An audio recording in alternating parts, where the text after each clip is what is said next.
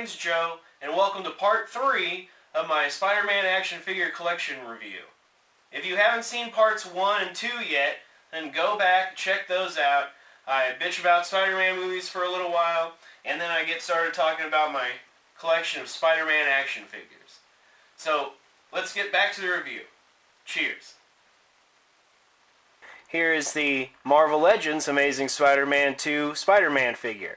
And this is like the beta version of Pizza Spidey. He has all the same articulation and also a boot cuff swivel that Pizza Spidey doesn't have. I think the proportions are pretty decent. His hips are a little wonky, and the butterfly joint in his shoulder could be a little more seamless, but this is a pretty kick-ass Spider-Man figure. He was my go-to Spider-Man up until Pizza Spidey came out, and I would recommend, if you're having a hard time tracking down Pizza Spidey for a good price, and you're really looking for a nice Spider-Man figure for your collection, until, you know, a better one comes along, or Pizza Spidey gets reissued somehow, then this might be a good option for you. Alright, so this Amazing Spider-Man 2 figure comes with 2 web shooting thwip hands and 2 closed fist hands. And as you can see, he's pretty well articulated. You can get him in a lot of really dynamic poses, and I'm pretty happy with this guy. Alright, here's the Marvel Legends Black Suit Spidey, or Symbiote Suit Spider-Man, from the recent Marvel Legends Sandman Build-A-Figure wave.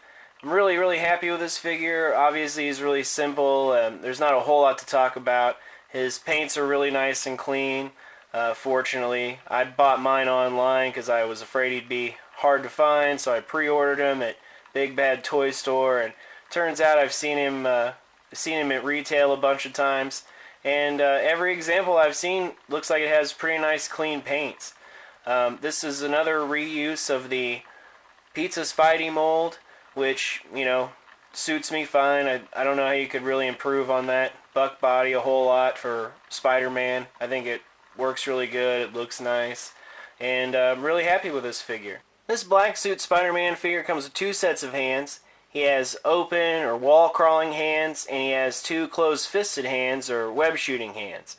Remember, when he wore the black suit, he shot the web from the back of his hand, so he doesn't really need the traditional thwip hands. And this is my first Black Suit Spider-Man, but from what I've seen, he is a big upgrade from previous versions of the Black Suit Spider-Man made by both Toy Biz and Hasbro. Alright, here's my custom Gwen Stacy figure. Obviously, the head sculpt is from the Marvel Legends Spider-Gwen figure from the Absorbing Man Build-A-Figure wave, and I bought this figure just for the head sculpt. I resold the Spider-Gwen figure and the Absorbing Man part on eBay and got all my money back. And the body from the neck down is Liv Moore from a TV show called iZombie. This was a Toys R Us exclusive figure manufactured by Diamond, who also does the Marvel Select figures, and it cost me about 15 bucks, I think. And I'm really happy with this figure. She is just a repaint from the neck down, basically. I chose the green because usually see Gwen Stacy wearing a green jacket in the comic books, and I think the purple kind of complements that. And this figure maintains all of its original articulation. The only drawback is that the Gwen Stacy head sculpt, the hair is made of real rigid plastic. It doesn't flex at all, and that combined with the hood draped over the back of her neck there, it just doesn't allow her head to tilt back any further than the way it is now. So she always kind of looks like she's looking down a little bit. So that's unfortunate, but everything else I'm really happy about.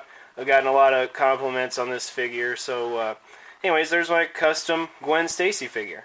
And here she is with my Marvel Legends Pizza Spidey, and I think the scale is really good. Of course, she's wearing high heels and he's flat-footed.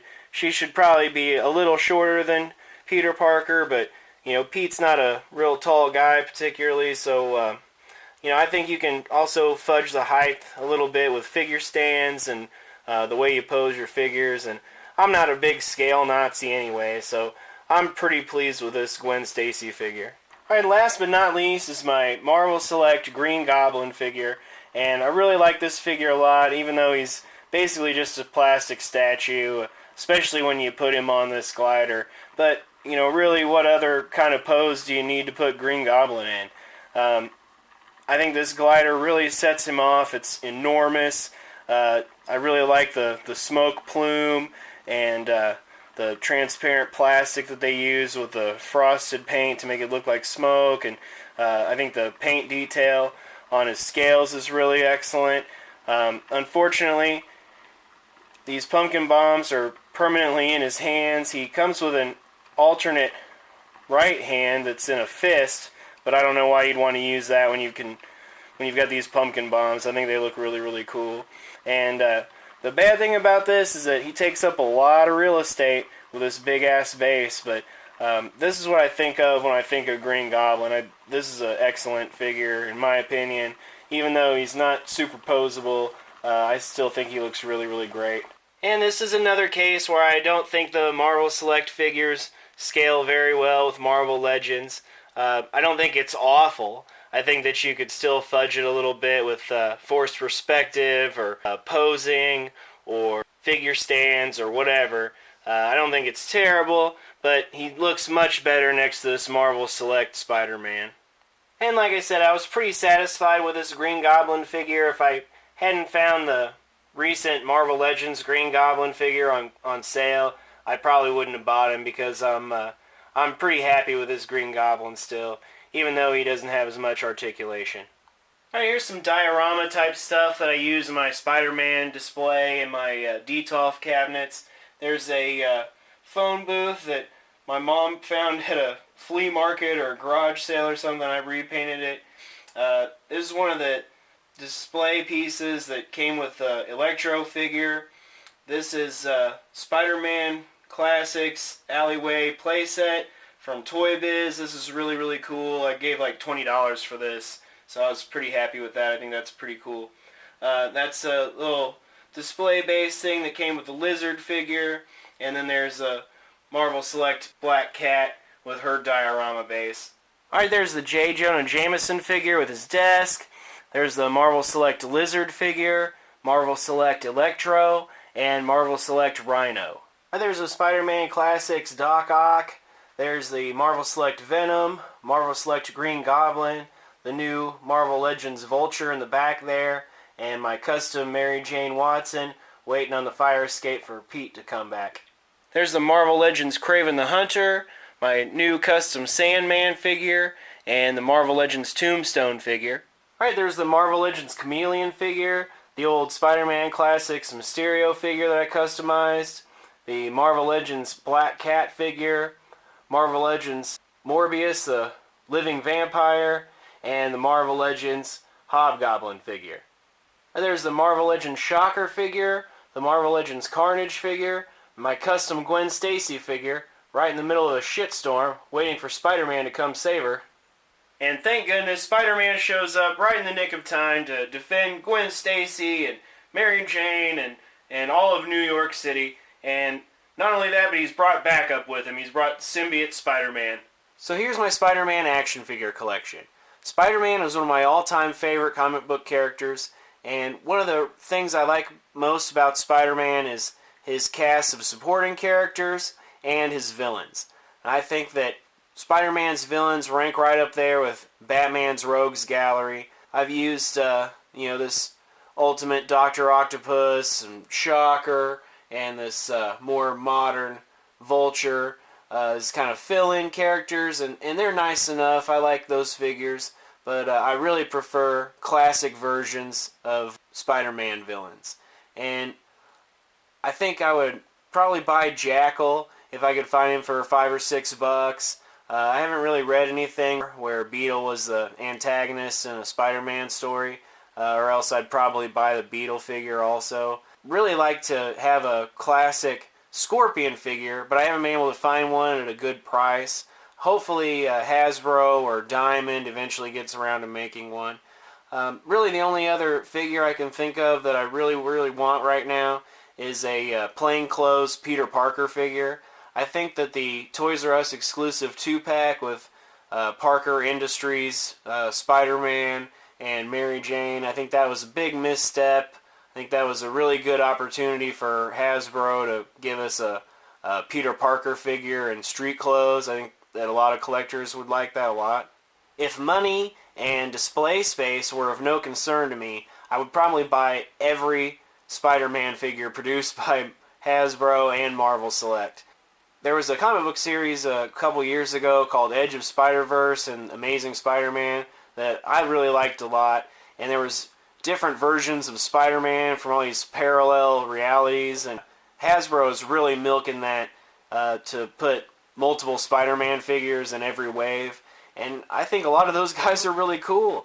For instance, Spider UK is a figure that I would have liked to have bought. I don't need a million Spider-Man figures, and like I said, display space is really at a premium. So I try to tone it down a little bit. I do have a handful of Spider-Man figures. The only other Spider-Man figure that I'd really like to add to my collection is the Marvel Select Disney Store exclusive Spectacular Spider-Man. And it's basically Marvel Select's version of Pizza Spider-Man, I think. It's a real nice classic version of Spidey with an unmasked Peter Parker head. Comes with a camera and a bunch of other accessories, and I would like to pick up that figure, I think, eventually too, but like I said, it's hard for me to justify buying another Spider-Man figure when I've already got several that I like pretty well. Alright, and here we have my Spider-Man collection back in its natural habitat in my Detolf cabinet, and you can see I've got Dr. Octopus and Green Goblin attached to the inside of the cabinet with suction cups with clear plastic hooks on them, and that's why I use those clear plastic rubber bands around the figures for. Also, since Black Cat has such a hard time standing with her high heels, I like to use her hair to kind of clip her onto the fire escape there on the Spider-Man alleyway playset, and like she's jumping in to either help Spider-Man or help beat him up. Alright, and here are my Marvel Select Spider-Man figures. Mostly Marvel Select figures anyway. You notice that Shoot and Grab Spider-Man, he's on a billboard diorama piece that came with a Spider-Man Classics figure. I bought it basically just for the diorama piece, and I replaced the sticker on the billboard to just do like a kind of a plain Daily Bugle billboard. I think it looks pretty cool. I drew that by hand. You can tell I've got the Vulture figure stuck to the inside of the cabinet wall, just like I did with the Dr. Octopus and Green Goblin figures. And I think that kind of helps, since he's smaller scale than most of the other figures in this cabinet. It helps so you don't notice it as much. Also, with his wingspan, I don't know what else I would have done with him besides either hang him from the shelf above or from the side there. So I think it looks pretty cool. And this is just to give you an idea what they look like next to each other with the cabinet doors shut. I know it's probably kind of hard to see because of the glare, but I think that this works out okay since I don't have a shelf that's wide enough to hold all my Spider-Man figures. Putting them in Detolf's on shelves right next to each other is kind of the same effect because the cabinets are glass and you can see through them. So it's kind of like having one bigger shelf with all my Spider-Man characters on it. And I think it looks pretty cool. I'm pretty happy with my display. So there you have it. There's my Spider-Man action figure collection review. If you made it this far, I tip my hat to you, true believer. Until next time, take care. Bye.